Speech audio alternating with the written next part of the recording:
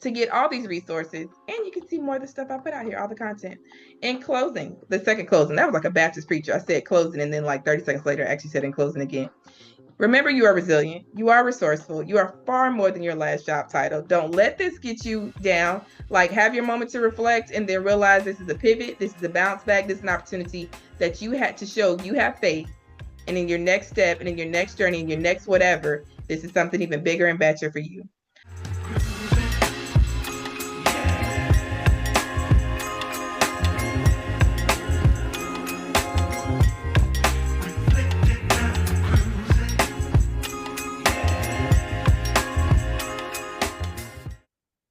Hey sis, and welcome back to Rich Like My Melanin, the channel where we make money moves that actually make sense. I'm Jay, and if you're watching this today, you might be navigating one of the toughest financial and emotional challenges there is, job loss. And you are not alone. I went through a job loss and I've shared that video. It's here on the channel. But today we're not just focusing on the job loss experience, we're focusing on how you can pivot. So let me start by saying you are not a failure. Losing a job is a corporate severance event. It is not indicative of you as a person, of your value, of your worth. It is something that companies do. So what we are going to do is find ways to be resilient and keep pushing it through. And today we're going to do that by focusing on the budget, the immediate survival strategy. My philosophy is simple. When your income stream is down, when you have less money coming in, let's look at ways to stop the cash drain. Let's look at ways to control that cash flow. And today we're going to look at it with three options. We're looking at food, rent, and utilities. And I'm going to give you three resources for each of those three options, starting with food security. So for food, the first thing you can look at, the Supplemental Nutrition Assistance Program, SNAP, aka food stamps. Don't get it twisted. There's no stigma. There's nothing wrong with being on food stamps. All these fancy degrees I was on food stamps when I was in college, when I was in university, because it helped. I needed it. It was a way for me to be able to afford my education. I still got those student loans I talk about all the time, but it was a way to be able to afford my education and have groceries in the meantime. To find out about SNAP, go to your state social services website and then just search for a SNAP application. Pro tip, apply the day you receive your termination notice because processing can take a while. It can take weeks, maybe months to get your SNAP benefits. The second resource for food, local food banks. So what you want to do is go, again, you're going to do a Google search. You're going to search food, go to Feeding America, and then type in your zip code. That will give you a list of places and food banks in your neighborhood that are providing resources. You can also look at the Why Hunger hotline, and they'll connect you to emergency food sites. At the time that this video is coming out, it is Thanksgiving. You see, I got my little like Thanksgiving nails. It is Thanksgiving, it's holiday season. It is a time when the food banks do expect more people to have a need for food. So there ideally will be an abundance, but there's, even if there's a scarcity, we're not operating with a scarcity mindset. You go out there, you get what you need. The third option for food assistance is WIC, Women, Infants, and Children. It is a program for if you're pregnant or if you have a child under 5.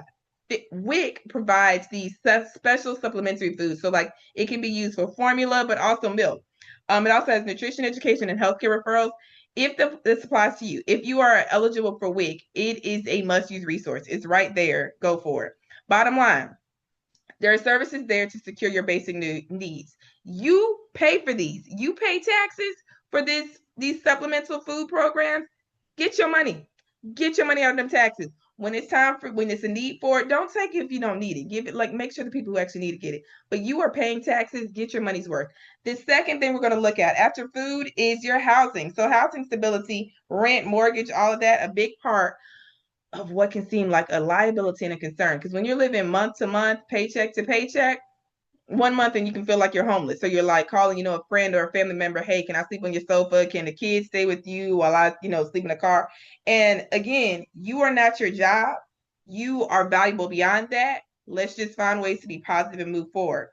So the first resource, ERAP, Emergency Rental Assistance Program. It's been around for years and years and years. During the pandemic era, it got really big because there was a thing where you could stop paying your rent and ERAP would pay your landlord directly. That still exists. It's not as prevalent anymore because of the fact that, well, I won't get into the politics of it. It's not as much available, but they're still there. To find it, Google ERAP and then, or don't just Google ERAP, rather Google emergency rental assistance, and then include your city or county. Local government agencies are often the gatekeepers, so that's why you want to go local. The second housing resource, HUD, Housing and Urban Development. So there are HUD counselors. They offer free foreclosure prevention counseling and general budgeting advice. They're nonprofit. They're unbiased. I know the HUD director is approved or appointed, not approved, appointed by the sitting president, which can make you think that it's a political thing. It is meant to be bipartisan. HUD is supposed to be there for you. To find your HUD resources, Google HUD Counselor Locator and then set up a consultation. Again, it's free financial advice to save your home. Go for it. The third option for housing is Catholic Charities and the Salvation Army. These national organizations often provide small, one-time grants for emergency rent or utility payments, especially if you have an eviction notice. The funds are limited though. So it is like a last resort kind of effort of, hey, I just need something, but at least it's there. As with any situation when you are navigating the precarious situation of job loss, communication is key. Communicate with your landlord, your mortgage holder, your lender. If you have a roommate, because you might be like, hey, I don't want your credit to be messed up because you're my roommate and I haven't paid rent. Your partner, ideally your partner will already know, but communicate with the people you need to communicate with to let them know. They can't help you. They can't prepare and find options for you if they don't know. All right, the third asset that we are going to look at, and when I say asset, something that will turn into an asset ideally for you, but it is something that is an expense right now. And that is, we are looking at utilities and bills. So for utilities and bills, 3 resources, LIHEAP. Some people call it LIHEAP. Some people call it LIHEAP. I'm just saying low income home energy assistance program, LIHEAP. It's a federal program to help low income households cover heating and cooling costs. If you are in the North Atlantic area like I am, it snows in the winter. It'd be nice to be able to have your heat on during the snow and know that your electric bill and your gas bill won't shoot up. So go for it. If you lose your job during the summer, the same thing works. You want that AC to work, and this is a great way to get that protection. There's another resource called WAP. It is not the Megan Thee Stallion and Cardi B WAP. It is the Weatherization Assistance Program WAP. It is a program that weatherizes your house, like insulation or ceiling. So that way your electric bill isn't as high because you're not losing AC and heat going out through all the vents and like the little cracks and crevices in your home. Now, realistically, if you're going through job loss, that is not the time to try to do home improvements. Let's be so for real. Like, don't do that. But it is a way that, like, if you're thinking long term, how can you kind of cut back on expenses? That's something there. The main one I go to, which honestly could have just covered every other resource in this video, is 211. So 211 is like the master key. You dial 211 in any city you live in, any county, any area you're in. Yes, I said area, Maryland, even though I'm, not necessarily from here. But anyway, you dial 211, it will connect you with local resources for community food banks, for housing assistance, for utilities, for emergency programs in your area. Even if you do not know where to start, you can just say 211 and they'll direct you to assistance. As with anything else we have shared in this video, communication is key. Call your creditors, call your student loan provider, your credit card company, your utilities company. Ask for forbearance, ask for a hardship payment plan, ask for something because they will offer you something if you are upfront with them and say, look, you see, I've been a loyal customer for X number of years. I have not missed a single payment, or I've even paid extra some months. I am in a hardship right now because I am in between jobs. I didn't lose a job. The job lost me. I'm bouncing back, however else you want to say it. I need some assistance. I need forbearance. I need hardship payment plans. What they will do is pause your payments and put those payments on the back end. They might reduce the payments for a few months so that you can kind of not have to pay as much. They will find ways because they would much rather work with you and get some money and get some plan to get some money, then find out much later when it goes to collections because you haven't paid so long. And then that shows up on your credit score and it affects you even longer. So even after you got a job, you still having to try to, dig out. In closing, navigating a job loss is a financial and a strategic moment. You're looking for a job, but you also got to find a way to stay afloat. And ideally, you have your savings. That's why I'm always like, you should have at least 6 months of savings built up. Ideally, you get a severance. But even if you have those, even if you pick up a side job and you're like, I'm going to start a YouTube channel. I'm going to put I'm going to drive Uber. I'm going to start my Etsy page and start selling knit, gloves or something.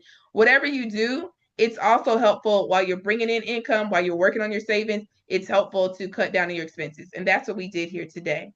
And speaking of resources and strategy, I want to share an update with you. So I recently relaunched The Good and Goodbye, which is the book I wrote specifically to help my community navigate the financial and education fallout of job loss. So it's how you get through it all. It has everything from working on your resume, interviewing jobs resources, reflecting and understanding and analyzing your severance package, the way that you can follow up after interview. It has a comprehensive 30-day guide of what to do with job loss. And for even more financial resources, including that Good and Goodbye book, all you got to do is skedaddle on over to my website, RLMM Financial. That's RLMMFinancial.com to get all these resources. And you can see more of the stuff I put out here, all the content.